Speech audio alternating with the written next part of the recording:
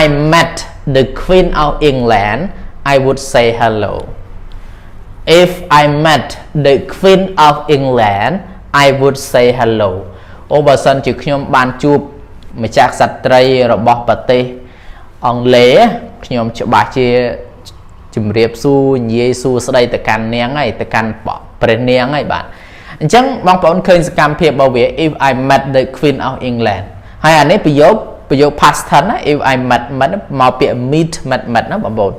អញ្ចឹងបើខ្ញុំបានជួបម្ចាស់ស្ត្រីរបស់ប្រទេសអង់គ្លេសខ្ញុំច្បាស់ជានិយាយពាក្យ hello ហើយតែឥឡូវបានជួបអត់ទេស្មើអត់ឧទាហរណ៍តើអានេះគឺគេប្រើ conditional ណា second conditional បាទអូខេសួស្តីបងប្អូនប្រិមិត្តអ្នករៀននៅភាសាអង់គ្លេសបាទក្នុងថ្ងៃនេះខ្ញុំយកគន្លឹះប្រើប្រាស់ second conditional បងប្អូនបាទវីដេអូឃ្លីបមុនបងប្អូនរៀនអំពីការប្រើប្រាស់ zero ហើយនិង first conditional ក្នុងឃ្លីបវីដេអូនេះបងប្អូននឹងមករៀនអំពីការប្រើប្រាស់ second conditional បាទអញ្ចឹង second conditional ទម្រង់របស់វាខ្ញុំដាក់នៅក្នុង thumbnail តែម្ដងគឺ if plus past simple plus would ឬក៏ wouldn't plus infinitive ឬក៏បងប្អូនត្រឡប់ពីអានេះយកមកដាក់ខាងមុខវិញក៏បានដែរហើយកាលណាដាក់ខាងហ្នឹងអត់ប្រើ comma ទេឧទាហរណ៍ថា if I were you I wouldn't go with that man ណា if I were you I wouldn't go out with that man បើខ្ញុំជាអ្នកឯងវិញ if I were you បើសិនជាខ្ញុំជាអ្នកឯងវិញខ្ញុំនឹងមិនទៅជាមួយបរិសុទ្ធហ្នឹងទេមិនទៅក្រៅជាមួយទេមើលទៅដូចព្រាននារីអញ្ចឹងបើខ្ញុំជាអ្នកឯងប៉ុន្តែឥឡូវហ្នឹងជាគាត់នៅអត់ទេណាបើខ្ញុំជាអ្នកឯងគឺមានន័យថាគាត់ឥឡូវអត់មែនជាគាត់ទេបាទអញ្ចឹងគឺខ្ញុំនឹងមិនទៅអញ្ចឹងរឿងហ្នឹងវា impossible for present ណាបងប្អូនវារឿងហ្នឹងវាអត់អាចទៅរួចនៅពេលបច្ចុប្បន្នបាទ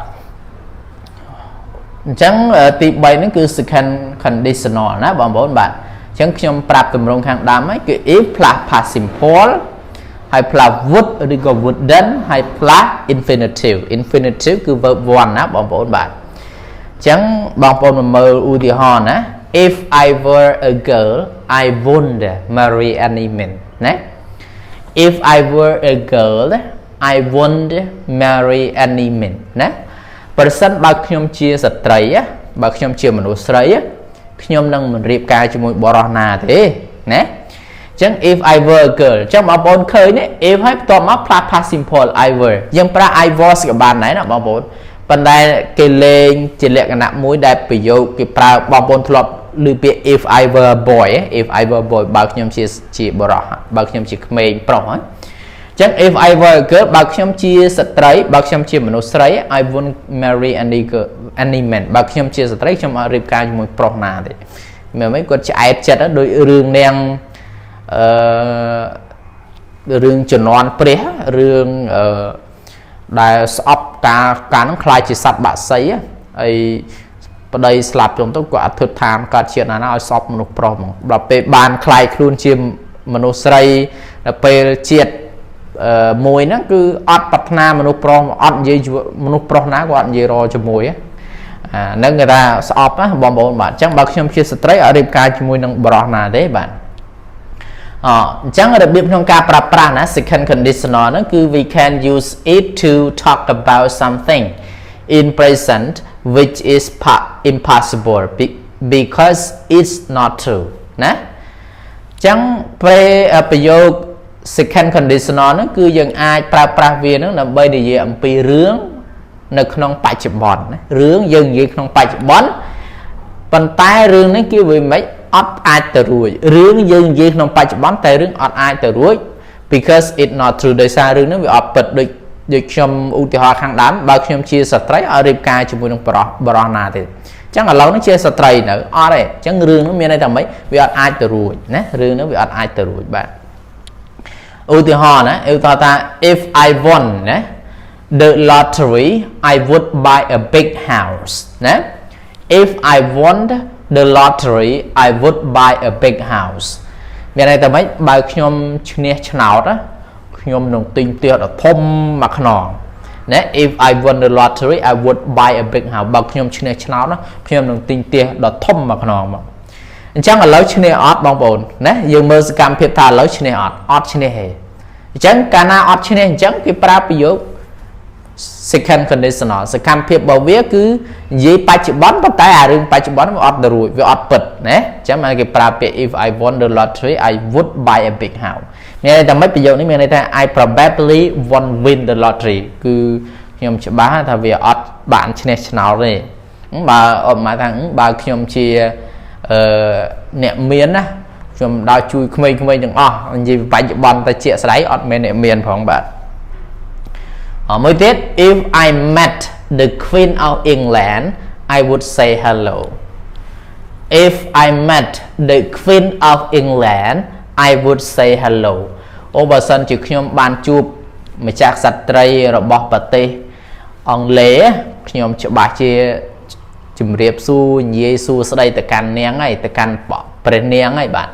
អញ្ចឹងបងប្អូនឃើញសកម្មភាពរបស់វា if I met the Queen of England ហើយអានេះប្រយោគ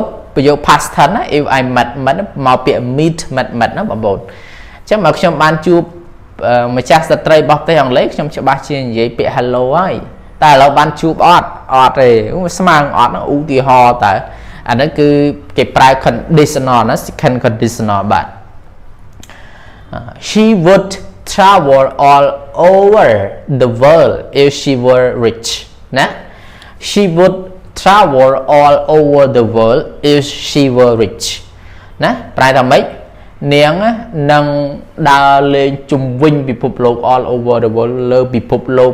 ប្រសិនបើនាងនឹងខ្លាយជាអ្នកមានតែឥឡូវនាងមានអត់អីក្រហ្នឹងអញ្ចឹងបើនាងមាននាងនឹងដើរលេងជុំវិញពិភពលោកឥឡូវទៅណាក៏មិនរួចដែរណាឥឡូវគាត់នៅអត់ទាន់មានឡើយអញ្ចឹងគាត់អាចដើរលេងពិភពលោកបានទេឃើញសកម្មភាពរបស់វាគេនិយាយរឿងបច្ចុប្បន្នបងប្អូនរឿងបច្ចុប្បន្នប៉ុន្តែរឿងនេះវាអត់អាចទៅរួចណាបងប្អូនបាទអូខេអមួយទៀត she would pass the exam if she ever studied ណា she would pass the exam if she ever studied ណាចានេះគឺប្រយោគ past tense ដូចគ្នាមានន័យថាម៉េចនាងនឹងប្រឡងជាប់បើសិនបើនាងនឹងប្រឹងប្រែងសិក្សារៀនសូត្រការហ្នឹងណាការហ្នឹងមក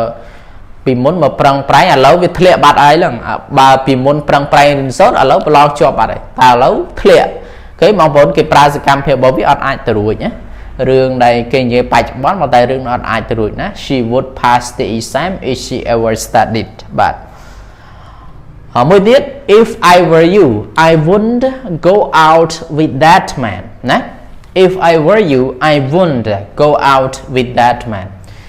បើខ្ញុំជាអ្នកឯងខ្ញុំច្បាស់ជាមិនទៅក្រៅជាមួយនឹងបរិសនេះម្នាក់នឹងទេណាមើលទៅដូចដៃលវាមព្រាននារីហ្មងខ្ញុំទៅជាមួយទេណា if I were you បើខ្ញុំជាអ្នកឯងខ្ញុំជាបងឯងបាទ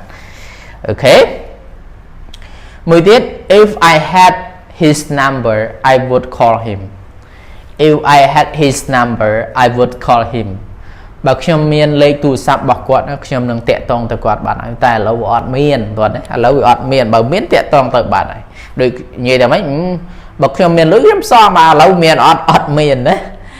បើខ្ញុំមានលុយខ្ញុំសងហើយណាអញ្ចឹងបើបងប្អូនប្រើពាក្យហ្នឹងណា if I had ណាif I had money I would pay you back ណាបើខ្ញុំមានលុយខ្ញុំសងអ្នកឯងហើយ if I had money I would pay you back បើខ្ញុំមានលុយខ្ញុំសងអ្នកឯងតែឥឡូវអត់មានទេបាទអញ្ចឹងគឺប្រើប្រយោគ second conditional នេះមួយទៀត if I won $1 million I would buy a new car ណា if I won $1 million I would buy a new car បើសិនបើខ្ញុំមានលុយ$1 លានខ្ញុំនឹងទិញឡានថ្មីមកគ្រឿងជិះមកតែឥឡូវអត់មានអានេះគឺប្រើ second conditional ណាបើខ្ញុំមានលុយ$1 លានខ្ញុំទិញឡានថ្មីជិះមកគ្រឿងបាទឥឡូវអូខេដូច្នេះកន្លឹះក្នុងការប្រើប្រាស់ second conditional មានប្រមាណប៉ុណ្ណឹងហើយសង្ឃឹមថាបានជាប្រយោជន៍សម្រាប់បងប្អូនអ្នកសិក្សានៅភាសាអង់គ្លេសបាទបាយបាយជួបគ្នានៅវីដេអូក្រោយទៀតបាយបាយ